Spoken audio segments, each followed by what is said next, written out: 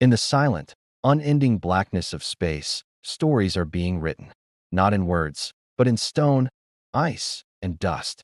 These are the chronicles of our own beginning, of a time before memory, before humanity, before the earth itself was even fully formed.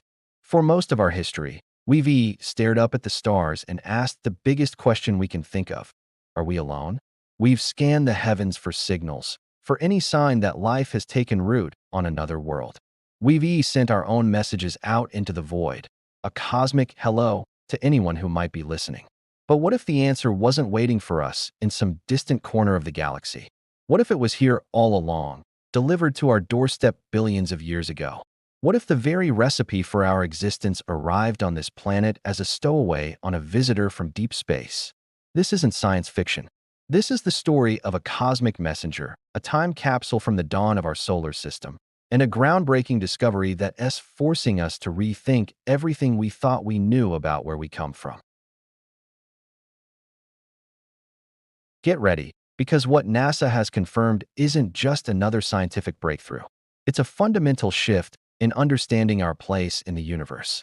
They have found undeniable proof that the raw materials for life, the very building blocks that make up every living thing on this planet, exist on asteroids. This isn't a theory anymore. It's not a hopeful guess. It's a fact, written in the molecular language of the cosmos and delivered to Earth for us to read. The implications are staggering, rippling outwards and touching on science, philosophy, and our deepest curiosity. We are on the verge of answering whether life on Earth was a one-in-a-trillion miracle or an inevitable outcome of a universe that is absolutely teeming with potential. To really get the importance of this, we need to look back, way back. Picture our solar system 4.5 billion years ago. It wasn't the neat, orderly place we see today. It was a chaotic, violent, and creative storm. A swirling disk of gas and dust, left over from the birth of our sun, was slowly starting to clump together. Tiny grains of dust became pebbles. Pebbles collided to form rocks, and rocks smashed into each other, growing into the building blocks of planets. It was a cosmic construction site, and it was messy. In this chaos, countless rocky and icy bodies were formed. We call them asteroids and comets. For a long time, we saw them as just celestial debris. Interesting, sure, especially if they were heading our way, but mostly just inert rocks. But a revolutionary idea started to take hold, a hypothesis known as panspermia. The basic idea of panspermia is that life, or at least its chemical precursors, isn't unique to Earth, but is spread throughout the universe. The most supported version of this, sometimes called pseudopanspermia, suggests that the essential organic molecules needed to kickstart life, the complex carbon-based compounds of biology, were formed in space. These asteroids and comets, acting like cosmic delivery trucks, would then rain down on young planets, seeding them with these ingredients. Imagine a young, volcanic Earth getting bombarded by these messengers, each one dropping off a tiny payload of organic potential. Over millions of years, this cosmic rain would enrich the planet's oceans, creating a chemical soup ripe for life to emerge. It's a great idea, but it was incredibly hard to prove. The biggest problem? Contamination. The moment a meteorite hits Earth, it's contaminated by our own world. It's like trying to study a sterile sample in the middle of a garden. You can't be sure what's original and what's from the local environment. Scientists have found organic molecules in meteorites before, but there was always that nagging doubt. Was it truly extraterrestrial, or just a reflection of our own biology? To know for sure, scientists needed something pure. They needed to go to an ancient asteroid, a relic from the early solar system, carefully grab a piece of it, and bring it back to Earth without it ever touching our air or water. They needed to pull off a cosmic heist, snatching a message from a bottle that's been floating in space for billions of years. This monumental task became the goal of one of NASA's most ambitious missions yet, OSIRIS-RX. The mission needed a target, and not just any rock would do. After a long search, NASA chose a near-Earth asteroid named 101955 Bennu. From here, Bennu doesn't look like much. It's a small, dark, top-shaped rock, only about half a kilometer wide.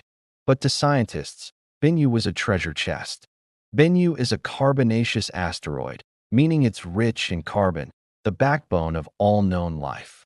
Its dark surface hinted at complex organic molecules, protected from the sun's harsh radiation. More importantly, Bennu is a primitive asteroid. It's a leftover from the very beginning of the solar system, a time capsule that has been floating around mostly unchanged for over 4.5 billion years. It's a piece of the original stuff that made Earth and the other planets. Even better, Bennu is thought to be a fragment of a much larger parent asteroid that got smashed to pieces in a collision long ago. This is key because a bigger parent body would have been large enough to hold liquid water in its interior, melted by decaying radioactive elements. Those watery pockets would have been the perfect chemical laboratories for simple organic molecules to evolve into more complex structures. So, Bennu wasn't just a rock. It was a fossil of a habitable environment. It held the preserved chemical fingerprints of a water-rich, organic-rich world from around the time life was starting on Earth. Its orbit also made it a relatively easy target for a spacecraft. The mission, OSIRIS-RX, which stands for Origins, Spectral Interpretation, Resource Identification, and Security, Regolith Explorer, launched in 2016. The goal was audacious: travel hundreds of millions of kilometers to meet Bennu, map it, descend to its surface, grab a sample, and fly all the way back to Earth. It was a 7-year journey that would push the limits of robotics and navigation. The stakes were huge, but the potential reward was even greater: a pristine sample of our primordial solar system. When OSIRIS-RX arrived at Bennu in late 2018, it hit its first big surprise. Observations from Earth suggested Bennu would have smooth, sandy areas, perfect for grabbing a sample. The reality was a rugged, treacherous world covered in boulders. There were no safe landing spots. The asteroid was just a chaotic rubble pile, loosely held together by its own tiny gravity. This sent a wave of panic through the mission team. Their whole plan was designed for a smoother surface. The spacecraft wasn't meant to land. A full landing would be way too risky. They had to get creative and fast. For the next 2 years, they painstakingly mapped every inch of Bennu, looking for a spot just big enough to fit the sampling arm. They finally picked a site they called Nightingale, in a small crater. It was still a gamble. The target was only a few meters across, surrounded by huge boulders. One wrong move, and the mission could end in disaster. The plan was a maneuver called touch and go, or tag. OSIRIS-RX would slowly descend, extend its robotic arm, and the moment the sampler head touched the surface, it would fire a burst of nitrogen gas. This would kick up dust and rocks into the collection chamber. The whole thing would last only a few seconds before the spacecraft would fire its thrusters and back away. On October 20th, 2020, the world watched as OSIRIS-RX began its descent. The entire sequence was autonomous. The time delay between Bennu and Earth made real-time control impossible. The spacecraft was on its own. Then came the moment of truth. The arm reached out, the head made contact, and another surprise hit them. The surface was so fluffy that the sampler head plunged nearly half a meter into the regolith, like diving into a ball pit. For a second, it looked like the whole spacecraft might get swallowed. But the tag system worked perfectly. The gas fired, the thrusters ignited, and OSIRIS-RX pushed off, safe in orbit. The team was ecstatic. They'd done it. But the drama wasn't over. When they looked at images of the sampling head, they saw a terrifying new problem. The collection had been too successful. The container was so full that a flap designed to seal it was jammed open by a rock. Their precious, irreplaceable sample was leaking out into space. A new race against time began. They had to scrap their plans and stow the sample in its return capsule as quickly as possible. Working around the clock, engineers carefully guided the robotic arm to secure the leaking sample head. It worked. The cosmic treasure was finally safe. With the sample secured, OSIRIS-RX started its 2-year voyage home on May 10, 2021. The anticipation in the scientific community was immense. This wasn't just any rock. Meteorites that fall to Earth are compromised. They burn up in our atmosphere and get contaminated. But the Bennu sample was pristine. It was collected in a vacuum and sealed in an airtight capsule. It was a direct line to the chemistry of the early solar system. On September 24th, 2023, the delivery finally happened. As OSIRIS-RX approached Earth, it released the sample capsule. The main spacecraft fired its engines, veering off to begin a new mission to another asteroid, while the capsule plunged into our atmosphere at over 44,000 kilometers per hour. Protected by a heat shield, it blazed across the sky and landed softly in the Utah desert. The recovery team moved in fast, their main goal to prevent any contamination. The capsule was airlifted to a temporary clean room, then flown to a special lab at NASA's Johnson Space Center. This wasn't just any lab. It was one of the cleanest places on Earth. The unboxing was a slow, careful process. Working through glove boxes, scientists disassembled the capsule.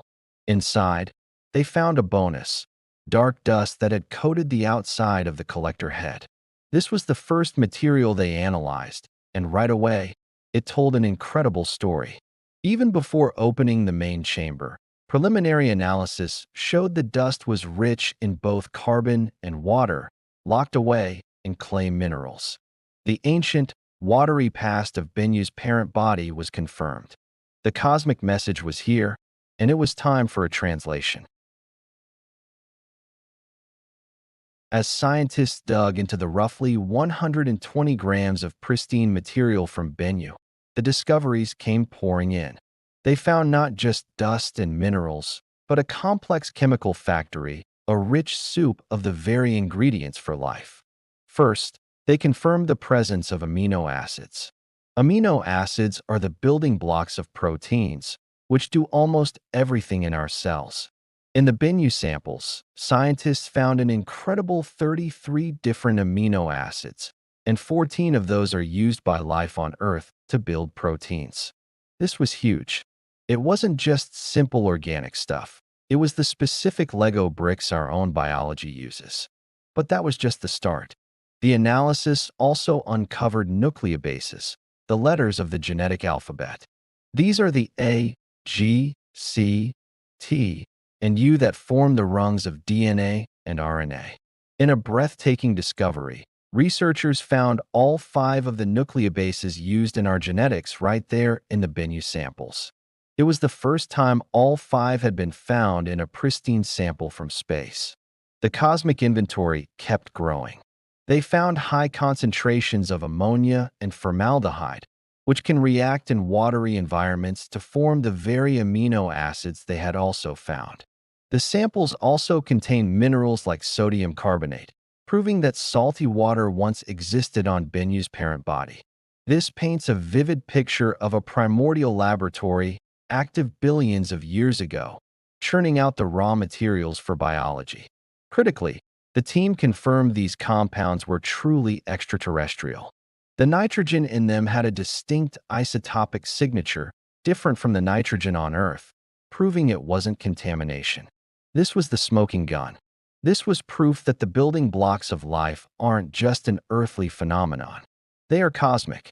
As NASA Associate Administrator Nikki Fox said, the findings suggest the conditions for life were likely widespread across the early solar system. While this isn't evidence of life itself, it's compelling evidence that the ingredients for it were delivered to a young Earth's doorstep. Confirming these life-building molecules on a pristine asteroid is a discovery that echoes through science and philosophy. It fundamentally changes how we see our own origins. Was life on Earth a freak accident, a nearly impossible series of events? Or was it inevitable? The Bennu discoveries give powerful support to the theory of panspermia, that asteroids and comets delivered the essential starter kit for life to Earth. The planet provided the incubator, the right temperature, liquid water, and a protective atmosphere, but the seeds of biological potential may have come from the heavens. We are, in a very real sense, the children of the asteroids. This has huge implications for the search for life elsewhere. If the building blocks of life aren't rare, but are common on asteroids, then the odds of life starting on other worlds just went up dramatically. The Bennu findings tell us the solar system was stocked with the ingredients for life. We know water-rich environments existed on asteroids, and we've seen evidence of watery pasts on Mars and moons like Europa and Enceladus.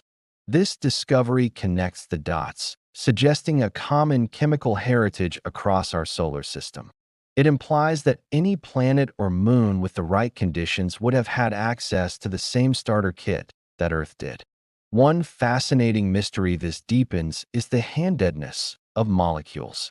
Many amino acids come in two mirror image forms, a left-hand and right-hand version. For reasons we don't understand, life on Earth uses almost exclusively left-handed amino acids.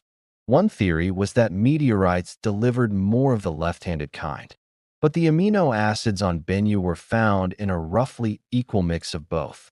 This suggests the decision to turn left happened here on Earth after the ingredients arrived. The discovery on Bennu doesn't prove we aren't alone. It's not evidence of aliens, but it does transform the question. Before, the uniqueness of life on Earth seemed plausible. Now, the idea that Earth is the only place life ever got started seems far less likely. We now know the universe isn't stingy with the components of life. It's generous. This investigation is far from over. The discoveries from Bennu are just the beginning, and NASA is already on the case with new missions pushing even deeper. The Lucy mission, launched in 2021, is on a 12-year journey to visit the Trojan asteroids, ancient bodies locked in Jupiter's orbit. These are thought to be fossils of planet formation, and studying them will give us another crucial piece of the puzzle. Meanwhile, the Psyche mission is heading to a completely different world, a giant, metal-rich asteroid named 16 Psyche. Scientists think Psyche could be the exposed iron core of a planetesimal, a planetary building block that had its rocky layers stripped away. Visiting Psyche is like taking a journey to the center of a planet without having to dig. It's set to arrive at its target in 2029 to reveal the secrets of a metallic world. Each of these missions builds on the legacy of OSIRIS-RX, part of a grand detective story to piece together the history of our solar system. The story of Bennu is a testament to human curiosity, but it's a story that's still being written. A full 70% of the sample returned by OSIRIS-RX has been preserved for future generations of scientists, who will analyze it with technologies that don't even exist yet. The discoveries will keep coming. If you want to follow this cosmic detective story and be there when the next chapter is revealed by missions like Lucy and Psyche, make sure you subscribe and turn on notifications. The universe is full of secrets, and we are just getting started. What began as a tiny point of light in a telescope has become a source of profound revelation. The dust from asteroid Bennu has taught us that the emptiness of space isn't so empty after all. It's a reservoir of creation. It contains the chemical letters of our genetic code, the building blocks of our bodies, the very stuff of life. We haven't found aliens, but we have found the clearest evidence yet that we might not be a cosmic fluke. The discovery suggests the potential for life is woven into the fabric of the solar system, delivered by these ancient, rocky messengers. The question is no longer if the ingredients are out there. We know they are. The much more exciting question is, where else did they fall on fertile ground? and what might have grown.